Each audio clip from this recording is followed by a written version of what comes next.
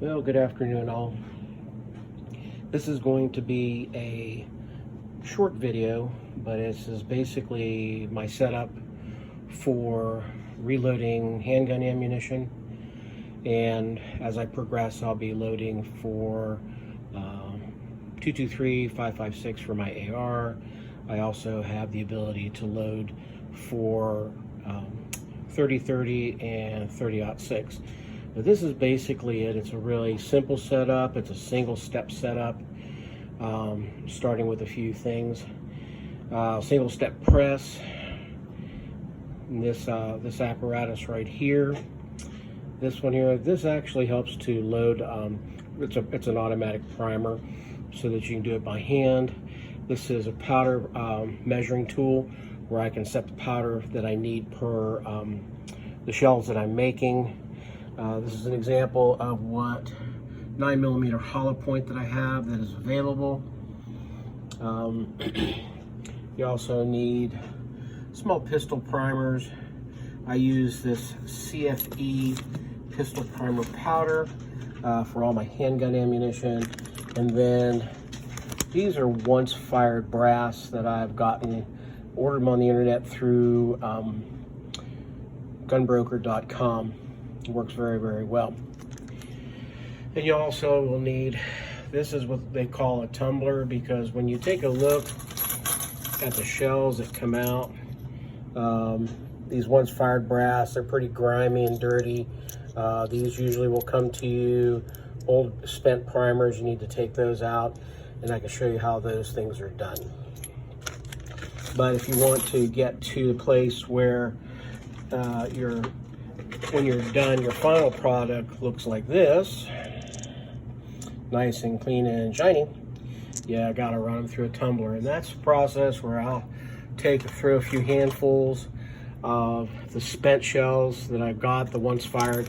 I'll toss them in there, and then they'll spin for about 2 hours, and then they come out looking like this, clean. But I have to deprime it, which can be done later. You also will need, being that I use Hodgdon's powder, I went online, and for 9mm, I got their basically their reload data sheet. And depending on the grain weight, which you see listed here, grain weight, like so, you'll see it listed along the way here. It depends on what you're looking for, as to, where you can start. Like it says here, starting loads at the very bottom down here. 5.9, your velocity is 1207, and this is the pressure PSI that's in. To a maximum, if you put 4.6 grains, you'll get a muzzle velocity of 1362, and that's your PSI. I came to what I've determined here, using this when I load for a 40 caliber, I'm loading 5.9 grains. If I'm loading 9mm hollow point, I'm doing 4.9 grains versus 5.9. And I also can tell you, I'll show you how to weigh. They'll tell you when you get your bullets what their weights are, but you'll need this spreadsheet. Used to be they would come in manuals and books like this one, or older ones. You can buy them, but you can also download them online right now. Get to a place where they are, it's cheaper to buy it, download it, and keep it for yourself. As a rule of thumb for myself, I always have my references on paper, just in case the internet doesn't want to work anymore. You also need, this is a scale that measures in grains, that's your powder weight. And you also need a decent micrometer, because I can't read these stupid things. I make sure I get one that reads it for me. I also will keep standard ammunition around, so that when I'm doing this, I can measure it to a manufactured spec, so that I'm doing it the same.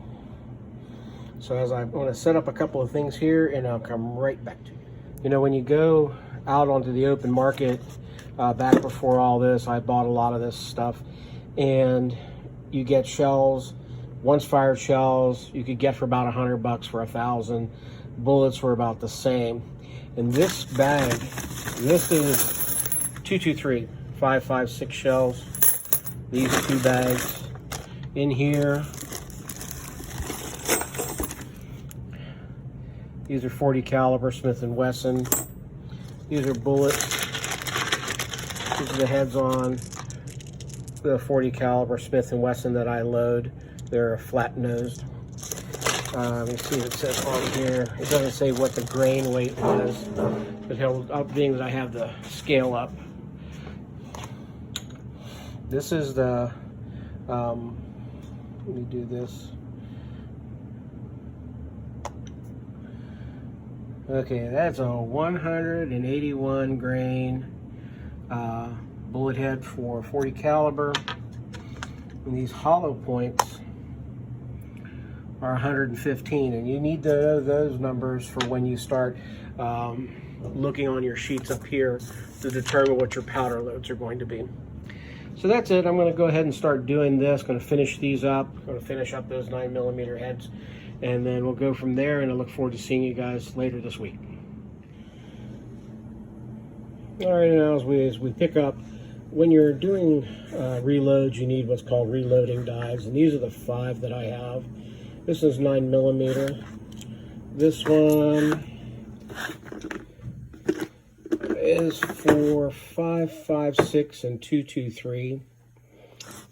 This one is for my 40 Smith & Wesson, and for just information purposes also, 40 caliber Smith & Wesson is equal to a 10mm. So when you're looking, if you're looking like right now, I'm looking for bullet molds to form my own lead bullets, because right now ammunition is becoming expensive. I look for 40 caliber / 10mm. It's just easier to find. Also for 9mm, when you're doing lead, there's a lot of different things, which I'll talk back at another time. This is loading dies for 30-06, and just so you understand, these are what they look like. And then my last one is the loading dies for 30-30 rounds. Those are my 2 rifle rounds that I have here, and they look like that. And those reloading rounds, there's a deep primer, there's a centering, and then there's a crimping. And this is, they all go into the top of here. This unscrews like so. Take it out. Now this is for my 9mm. This is the one for pressing the bullet shell in place. And it looks kind of like so. And it actually will center the round and put it in place so that you can set it to the depth that you need so that the bullets are consistent across the way. And at the bottom here, this is just a pedestal that it sets in. The shell sits inside, and then it's operated by this hand crank. Okay, so what I'm going to do is I'm going to set up. I'm not going to show you how I tumble, because that's like I say, that's a 2-hour process. And deep priming, there's a tool that fits in here. Okay, that on a deep priming tool, if I show you, pull this one out here. I found the right one. Deep priming tool has a pin like this. What the pin does is when the shell goes down into the casing or down into this apparatus, that pin knocks the expended primer out the back side of it so that you can use it, tumble it, and reload it. Now I will usually tumble it with the old primer in. That way I don't have to fight on getting because when you take a real close look at it, that's crushed up walnut shell, and that'll get stuck in that primer hole and you got to pick it out. So what I'm going to do is I'm going to finish up the 9mm that I have here, so you can watch me do that.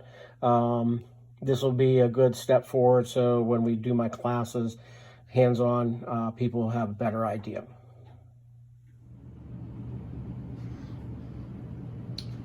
Okay, so now that I'm set, we're going to do some just reloading of what's remaining of my 9mm.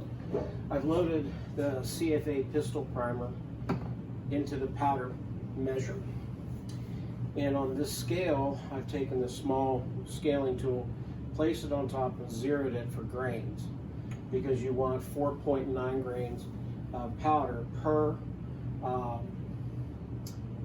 shell, so that you have the right.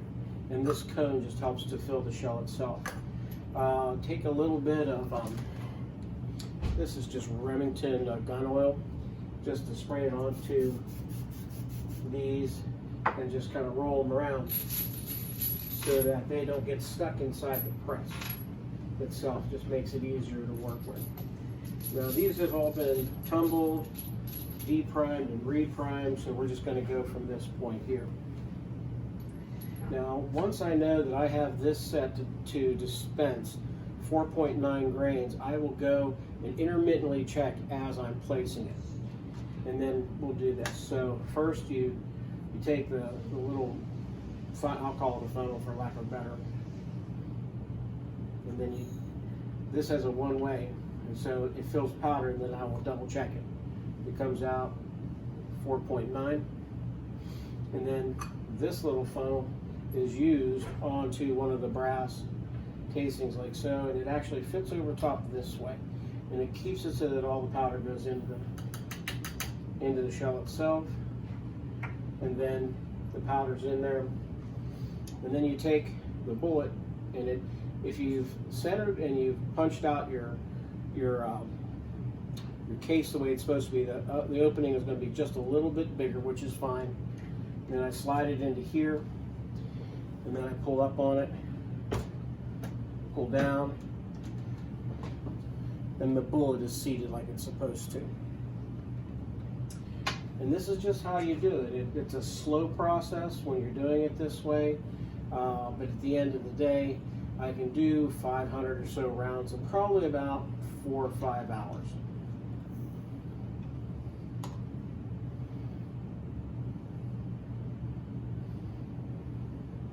I always will double check, because every once in a while I'll get a casing that gets passed and it's got a spent primer in it because I didn't get it when I was priming everything else.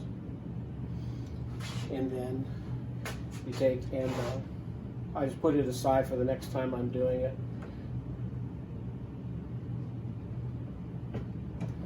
Sometimes I'll get a bullet that I didn't size open the case at all, and I just set it on top and guide it in so that it sits like it's supposed to. And so I'll finish up these 9mm this way. When I get you guys to see over the weekend, we'll do 40 caliber from start to finish, and everybody will get their opportunity to get their hands dirty. It's time consuming, but in this day and age where we can't find shells that are manufactured. Last time I saw a 223 shell or 556 shell, they were $657 for 1,000, and that's just extreme. And so this makes it worthwhile so that you can be able to do this, so you keep yourself well armed.